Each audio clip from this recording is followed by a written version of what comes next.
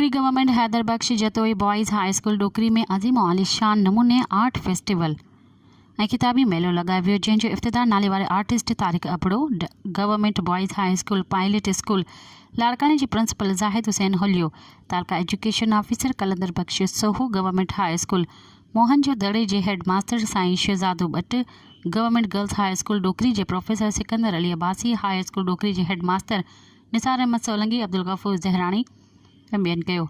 जंहिंखां पोइ प्रोग्राम मुनक़द कयो वियो, जंहिंमें आयल महिमाननि खे सिंध जी सुखड़ी अजरक पराए विया। इन मौक़े ते स्कूल जे असिस्टेंट हेड मास्टर अब्दुल गफूर ज़हरानी चयो त हीउ प्रोग्राम असां स्कूल जे तरफ़ां पंहिंजो पाण पंहिंजे ख़र्च ते करे रहिया आहियूं।